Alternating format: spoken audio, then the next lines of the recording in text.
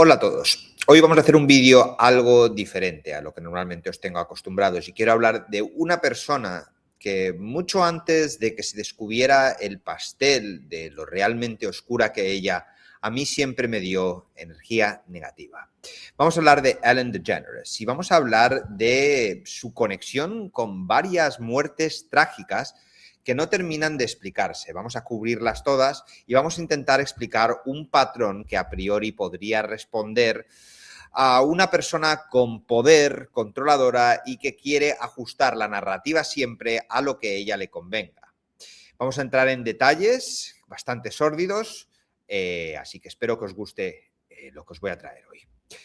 Ellen DeGeneres está conectada con varias muertes trágicas. Cuando tenía 20 años, pasó con el coche delante de un accidente en el que murió en el acto su novia de aquel momento y ni siquiera se tuvo para intentar ayudarla. Años después, otra de sus exparejas también falleció en un accidente de coche, que ya veremos después, lo veremos en la siguiente sección, que por supuesto genera un montón de dudas, dado que la versión oficial no se ajusta con lo que todos vimos en un vídeo filtrado. A esto se suma lo que muchos describen como una especie de patrón, personas cercanas a Ellen, tanto en lo personal como profesional, que acaban muriendo en situaciones inesperadas. El vídeo de hoy trata de ser un análisis de todas esas muertes y de todas las conexiones que se han señalado entre ellas. No estamos afirmando que Ellen haya matado a esta gente, pero sí estamos exponiendo lo que la gente comenta en Internet, poner sobre la mesa los casos e intentar averiguar si estos tienen algún tipo de sentido. Exnovias, compañeros de trabajo, colaboradores del programa, gente que estuvo cerca de ella en distintos momentos y que en algunos casos murieron en accidentes, varios de ellos de coche. Hay un elemento que llama la atención cuando se miran todos estos casos en conjunto, es que más de una de estas muertes ocurren circunstancias muy similares, lo que llevan a varias personas que investigan a encontrar coincidencias que se acaban tornando en difíciles de ignorar. A partir de allí surgen teorías, interpretaciones y todo tipo de lecturas que van desde lo más prudente hasta lo más extremo. Aquí vamos a revisar algunos de estos casos y vamos a empezar por uno de los más importantes, el que ya hemos mencionado, el de su exnovia, Anne Heche. Y vamos a ver el vídeo también, si mi habilidad tecnológica lo permite. Anne Heche tiene una historia especialmente dura dentro de toda esta historia, porque en un momento fue pareja de Ellen DeGeneres. Su relación fue seria hasta el punto que estaban buscando casa juntas en Los Ángeles, pero en un momento dado Ellen empieza a percibir que esta relación le está perjudicando profesionalmente, que le está cerrando puertas en la industria, que la está apartando, y toma una decisión clara: cortar la relación, priorizando su carrera. La ruptura no fue una más. Solo un día después de hacerse pública, Anne sufre una crisis mental muy grave, lo cual me recuerda. Aquí en el canal hemos tenido a un periodista que tiene experiencia con los servicios secretos españoles y que nos habló de cómo es posible para los servicios secretos volver loca a una persona. Volverle loca no en el sentido de enfadarla, sino de literalmente trastornarla tanto a través de distintas técnicas psicológicas o química hasta el punto donde esa persona se convierte en alguien poco coherente, simplemente como conexión. Me acabo de acordar de esto. Bueno, aparece ese mismo día, el día después, cuando tiene la crisis, aparece en casa de un desconocido en Fresno, en ropa interior, diciendo que estaba esperando a una nave espacial que la llevaría al cielo. Termina hospitalizada, completamente desbordada y con el tiempo consigue recomponerse, rehace su vida, se casa, tiene un hijo, pero su trayectoria quedaría marcada por este episodio. Años después llega el accidente. El 5 de agosto de 2022, Anne Heche conduce su Mini Cooper por el oeste de Los Ángeles y termina empotrada contra una casa. No es un accidente típico. El coche provoca un incendio importante y ella queda atrapada dentro. El rescate se alarga de forma llamativa. Los bomberos tardan en poder acceder al vehículo por el humo y las llamas y no consiguen sacarla hasta pasado muchos minutos. Hay un dato que llama especialmente la atención. Tarda aproximadamente 45 minutos en ser rescatada, algo que muchos consideran excesivo según las condiciones. Y durante este proceso aparece un vídeo que dispara todas las teorías. Vamos a ver el vídeo completo, lo cual me parece todo muy extraño. Pues aquí podemos ver a los bomberos posicionados dentro de la casa donde se supone que había estrellado. Y esta camilla de aquí es la que lleva a Anne, la exnovia de Ellen, que supuestamente, para clarificarlo, había muerto durante el accidente y tenía quemaduras muy grandes, ¿vale? Así que se supone que ya están transportando el cadáver de Anne a el coche de bomberos. Pero como bien vamos a observar ahora, sale, podemos además ver la piel. De acuerdo al informe forense, estaba completamente quemada. Podemos ver cómo se mueve. Mucha gente ha dicho, bueno, puede ser el tema del Lázaro, ¿no? Que es una cuestión médica en la que los muertos de repente pueden tener espasmos y levantarse. Pero hay un detalle que quiero repetir aquí, que quiero que lo veamos juntos. Fijaros cómo los brazos se están moviendo y cómo se está intentando zafar de la manta. Fijaros también que la piel no contiene ningún tipo de quemadura. Y lo más importante, se suponía que había muerto. Se suponía que el accidente había terminado con su vida. A mí no me da la sensación de que este vídeo que estemos viendo ahora mismo sea de una persona que haya muerto, más de una persona que está intentando escapar y que no se encuentra totalmente en sus cabales por el accidente que haya podido tener o por el estado mental. No entiendo muy bien cómo se ha aceptado la versión oficial de que murió inmediatamente en el accidente cuando tenemos prueba visual de que realmente no fue así. Lo podemos volver a ver. Los bomberos la están llevando. Podemos ver movimiento dentro de las sábanas. Se está intentando mover. Aparta las sábanas. Está intentando salir de allí, escapar de allí. De hecho, uno de los bomberos la agarra del brazo. No da la sensación de que sean espasmos. Da la sensación de que estaba muy, pero que muy viva. Lo cual hace que provoque todavía más misterio todo este asunto. Porque claro, cuando ya la están introduciendo en la ambulancia, en el coche de bomberos, se incorpora de forma brusca, consciente.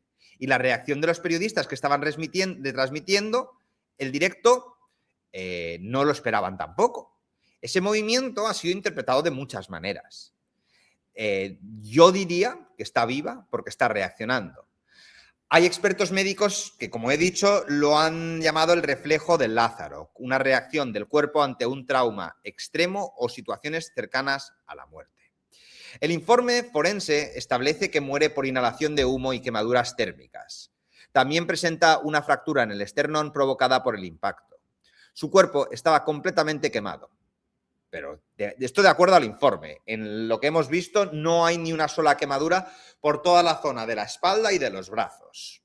A esto se suman las primeras informaciones mediáticas que apuntaban a que había alcohol y drogas implicadas. Se habló de una botella de vodka en el coche y de sustancias en sangre. Más adelante, la oficina del forense aclara que lo que aparece en los análisis son metabolitos inactivos del polvo blanco y del fumeque, es decir, rastros de consumo pasado, pero no indicativos que estuviera bajo los efectos en el momento del accidente. Y esto es bastante relevante, ya que, por supuesto, las drogas no son buenas, pero las drogas, en concreto esta y esta, afectan a la conducción en el momento en el que se esté dando. Por tener metabolitos en el cuerpo, no debería tener ningún tipo de efecto sobre la consciencia de la persona que está operando el vehículo. Por lo que, ¿qué sucede cuando la versión oficial que nos están dando no se puede comprar de ninguna de las maneras? Empiezan a circular teorías. Se habla de que intentaba frenar antes del impacto, de que el coche emitía un sonido anormal, de que algo no encaja en la secuencia. Aparecen menciones a sistemas electrónicos dentro del vehículo, incluso la posibilidad de control externo. También se vincula el caso con teorías más amplias, con conexiones con redes de tráfico humano o información sensible que supuestamente Anne podía haber manejado en la última película que hizo. En medio de todo esto, la reacción de Ellen DeGeneres es completamente fría. Cuando le preguntan por el accidente, responde que nada, que no tenían contacto y que no sabe nada, que no quiere que nadie resulte herido y que no hay más. Esa distancia, esa frialdad, alimenta más la narrativa que se está construyendo sobre la relación entre ambos. Y claro, cuando vemos que había entrevistas de Anne en la que parecía muy descontenta con Ellen, en la que decía que la gente de Hollywood era malvada, en la que decía que la gente no tiene ni idea de lo que se cuece detrás de las escenas, parece que estuviera poniendo en jaque a un grupo de élites, porque no olvidemos, el cine y la industria del entretenimiento también está manejada por élites, por gente endiablada, por gente que han sido capaz de hacer lo peor. Simplemente tenéis que ver el lenguaje en código que se utiliza en los papeles de Jeffrey y cómo ese lenguaje se ha extrapolado a todo el mundo del entretenimiento, más en concreto con el tema de la pizza y el tema de los helados. Lenguaje en código para hablar de gente que no ha alcanzado la mayoría de edad, pero llegaremos a ese punto y lo conectaremos con Ellen DeGeneres. Ahora quiero meterme en Katy Perkoff. Antes de la fama, antes de Hollywood, antes de todo, está esta historia. Ellen DeGeneres tenía unos 20 años y vivía en Nueva Orleans trabajando de camarera. En ese momento mantenía una relación con Katy Perkoff, a la que llamaban Kat. Vivían juntas, eran jóvenes, creativas y estaban muy unidas. Ellen ha hablado de esto años después. En una conversación que tuvo con Dax Shepard, cuenta que su novia murió en un accidente de coche y que tras eso no podía seguir viviendo en el mismo sitio. Dice que se mudó a un pequeño apartamento en un sótano, que dormía con un colchón en el suelo lleno de pulgas y que no entendía cómo una chica joven podía morir mientras las pulgas seguían allí. Esta reflexión, según ella, fue uno de los momentos que le hicieron empezar a plantearse preguntas más profundas en la vida. Pero hay más contexto. Antes del accidente, la relación no iba bien. Habían discutido bastante. Y esto lo contó la misma Ellen en el programa de Oprah. Kat le había sido infiel y la relación estaba rota en ese momento. Coinciden en un concierto donde tocaba el hermano de Ellen. Kat intenta hablar con ella, arreglar las cosas, pero Ellen decide ignorarla. Hace como que no la escucha por el ruido de la música. Su propia versión es clara, quería darle una lección. Y después de esto, Kat se va y al poco tiempo se muere. El accidente ocurre en el año 1980. Kat conducía un Mercedes-Benz 450 SL. Según el informe policial, el coche impacta lateralmente contra un árbol con tanta fuerza que prácticamente se parte en dos. No hay indicios oficiales de intervención de terceros y se cierra como un accidente. Sin embargo, con el tiempo empiezan a surgir dudas. Se comenta que no había marcas claras de frenado en la carretera, lo que lleva a algunos a pensar que no intentó detener el coche. También hay quien señala que el daño del vehículo era extraño, como si la estructura hubiera fallado de una manera poco habitual, incluso para ese tipo de impacto. Su hermana llegó a decir que el coche parecía dividido de forma demasiado limpia, lo que aumentó los rumores de la manipulación previa del vehículo. A esto se suman teorías mucho más extremas. En Nueva Orleans, Kat era conocida en ciertos círculos. Se habla de que estaba vinculada a ambientes relacionados con tráfico de sustancias estupefacientes y que formaba parte de lo que algunos llamaban la mafia lesbiana local, un término que se utilizaba para describir a un grupo de mujeres con conexiones en negocios ilegales. Según estas teorías, podría haber tenido conflictos con otras organizaciones, lo que abre la puerta a la posibilidad de que el accidente no fuera casual, sino causal. Pero claro, todo esto no ha quedado demostrado. La versión oficial sigue siendo que fue un accidente de tráfico sin implicaciones externas. Pero la secuencia de los hechos es la que es. Discusión, intento de reconciliación, ignorarla, salir del lugar y morir poco después.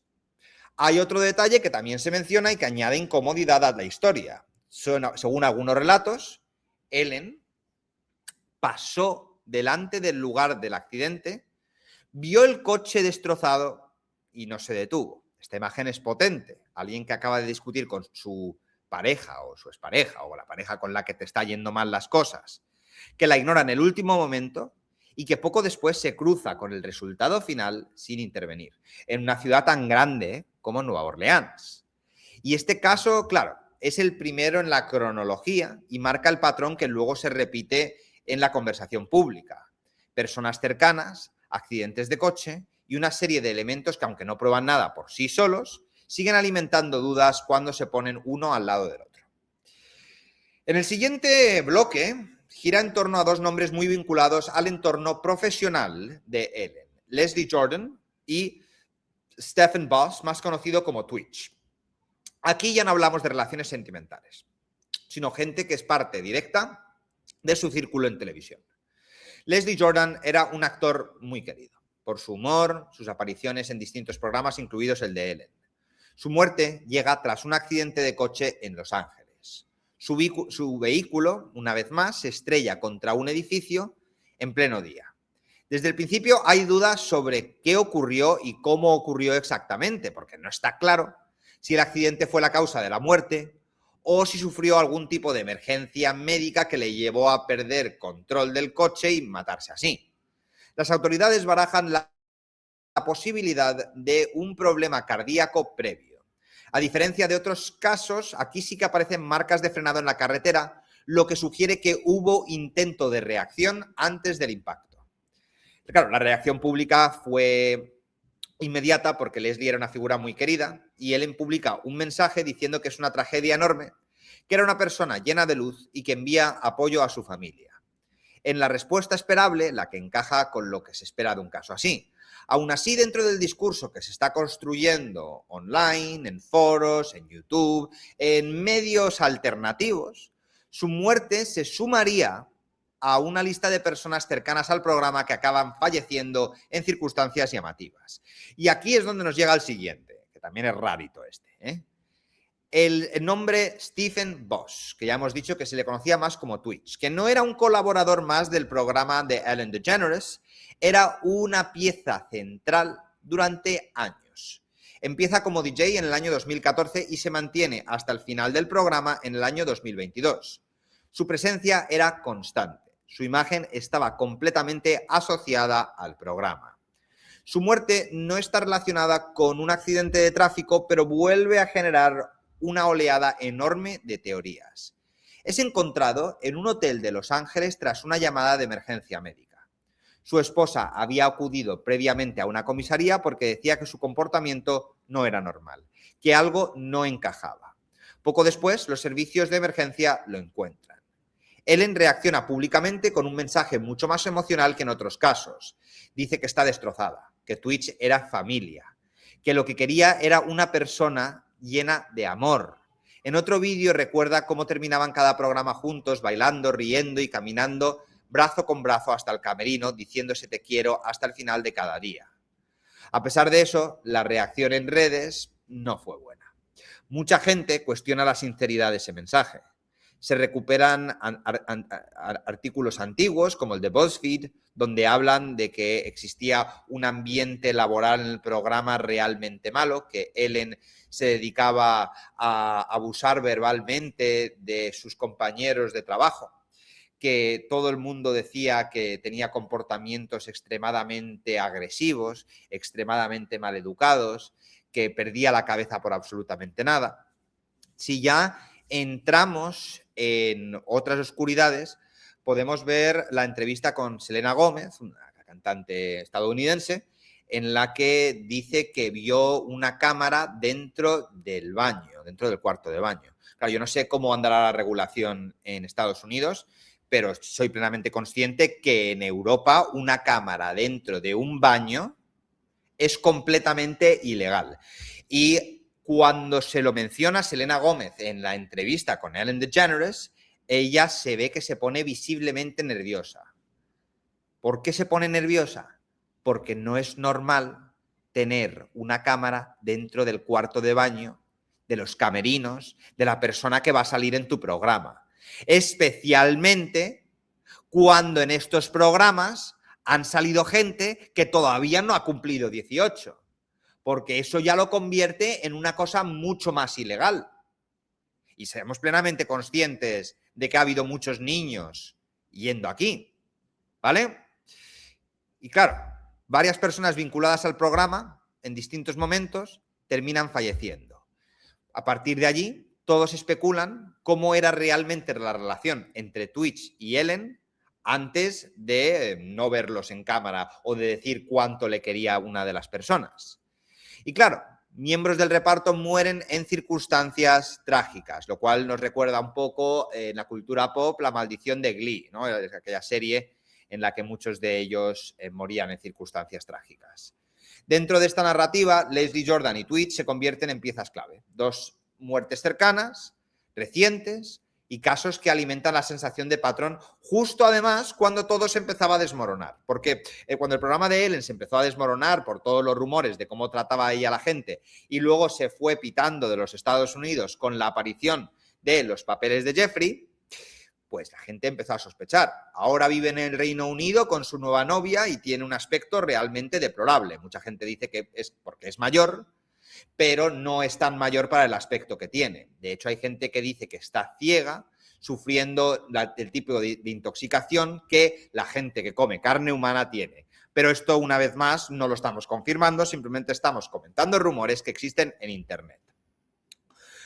Como conclusión, en mi opinión, no se trata de accidentes o muertes, sino de un ecosistema de sospecha alrededor de Hollywood y de figuras poderosas. Cuando hemos visto tantísima gente palmarla con información comprometida o a punto de exponer a alguien, nos damos cuenta de que hay un patrón. No nos podemos creer que gente que ha dicho que nunca se quitaría la vida o gente que estaba perfectamente feliz, de repente desaparece. Y ahora quiero entrar en una cosa que he mencionado antes, el tema de la pizza. Todo lo de la palabra pizza proviene del Pizzagate, un escándalo que supuestamente involucraría a John Podesta y Hillary Clinton de una pizzería en Nueva York donde habría prácticas inhumanas contra gente que no ha alcanzado la mayoría de edad. Pues bien, dicho esto, en Hollywood parece que les encanta hablar de pizza. Ellen DeGeneres, sin ir más lejos, en muchas de sus entrevistas habla de pizza con diferentes invitados. Habla con Adam Sandler, en la que dicen que van a islas a comer pizza. No sé qué isla podría haber para hablar de manera tan pasional de esto. Con Jennifer Aniston, que dice que hace una pizza formidable. De hecho, hay otra entrevista que nos sale Ellen DeGeneres, en la que Adam Sandler habla de cómo a Jennifer Aniston le encanta la pizza y es muy buena, y Jennifer Aniston se le ve visiblemente nerviosa. A Jennifer Lawrence, en otra entrevista, también hablan de cómo fueron a una isla a comer pizza. También tenemos otra monólogo de Kevin Hart hablando de la pizza en términos que yo personalmente no he escuchado a nadie hablar con tantísima pasión. El tema que conecta a Ellen con todo esto, aparte de mencionar pizza una y otra vez, fue en los Oscars del año 2014, cuando ella era la presentadora y ocurre algo inesperado. De repente piden un montón de pizza y se empieza a repartir entre los asistentes. Como curiosidad, cuando llega para pedir la pizza, la primera persona a la que saluda es a Jeffrey, que está en esos Oscars, en el año 2014, ya habiendo sido condenado por abú de gente que no ha alcanzado la mayoría en los Oscars, codeándose con toda la gente, con una condena pública a la que todo el mundo tenía acceso. Otra de las personas a las que saluda es Harvey Weinstein, que acaba pagando las pizzas, que también se comen Kevin Spacey, otra persona directamente conectada con la gente menor. Y claro, empieza a repartir pizza, se vio como una broma improvisada en el momento, pero ahora con todo en perspectiva, habiendo descubierto el pastel de los papeles de Epstein y todos los significados de todos los símbolos aquí, vemos que existe una serie de códigos y comportamientos muy raros. Podemos ver también que el plató televisivo de Ellen DeGeneres recuerda mucho a la carretera de la isla de Jeffrey. Podemos incluso ver que tiene los mismos patrones de colores, de rayas blancas y azules. Y la conspiración relacionada con la ropa. una sudadera blanca que han llevado varias celebridades, entre ellas Ellen, que supuestamente contendría símbolos asociados a rituales o prácticas ocultas. Este tipo de interpretaciones se mezclan con teorías más extremas que circulan hace años en Internet, donde se nombran actores, músicos y empresarios dentro de una misma narrativa. Una de las teorías más virales de los últimos años es el caso Wayfair. Se plantea que la empresa vendía productos como armarios o muebles a precios desorbitados, con nombres que coincidían con los niños desaparecidos. A partir de allí surge la sospecha de que esos productos no eran lo que parecían, sino una forma de encubrir otras actividades o de mover dinero. Ellen había colaborado con Wayfair en el pasado, y esa simple conexión bastaría para que su nombre vuelva a aparecer dentro de una teoría. Que muchos diréis, vale, Javier, pero es que todo lo que estás diciendo son cuentos conspiranoicos. Ya lo sé, pero cuando hay tantos cuentos conspiranoicos juntos, uno detrás de otro, y tantísimas coincidencias, a uno se le levanta la alarma sin ningún tipo de cosas. En paralelo, resurgen comentarios antiguos, como un tuit de Twitch en el que decía en tono de broma que Ellen había comido miles de pizzas a lo largo de su vida, cuando sabemos que la pizza se utiliza como lenguaje en código para referirse a críos. Estas declaraciones alcanzan un nivel mucho más miedoso, especialmente cuando esta persona que ha hecho ese comentario muere en una habitación de hotel. Ese tipo de detalles completamente inofensivos para su contexto original se reinterpretan dentro de estas narrativas. A partir de allí, el discurso se vuelve todavía más extremo, como os he mencionado, el canibalismo dentro de la élite de Hollywood. ¿De dónde procede esto? Bueno, pues los papeles de Jeffrey han contribuido a aumentar esa sensación de que igual se están comiendo carne humana. Porque hablan del beef jerky, que es una especie de pastrami, carne seca de ternera, y no dejan de mencionarlo en todos los papeles de Epstein como algo imprescindible. Incluso otros dicen, vamos a comernos unas viagras y comer helado y comer pizza. Claro, una práctica súper normal. Por supuesto, todo este asunto no podemos darlo por hecho. No hay pruebas verificadas que respalden estas afirmaciones, pero esto no impide que sigan circulando y ganando fuerza y poder aquí comentarlas. Y si alguien considera que lo que estoy haciendo es denunciable, adelante, denunciarme, me da igual. El último elemento que se introduce es la supuesta huida de Ellen de Estados Unidos. Y digo supuesta, aunque parece que está más que confirmada, por cubrir un poco las espaldas. En el momento en el que se hizo público hace 4 meses los nuevos papeles de Jeffrey, Ellen, Oprah Winfrey fueron 2 de las personas que abandonaron Estados Unidos prácticamente ese día. Y hay una cosa, un detalle curioso. Sabemos que en los papeles que han salido recientemente hay un montón de nombres censurados. Pero ellos al salir, o al saber que iban a salir, no sabían que el Departamento de Justicia había censurado posiblemente sus nombres. Entonces había que salir escopetados de Estados Unidos lo antes posible. Puso en venta sus propiedades en California.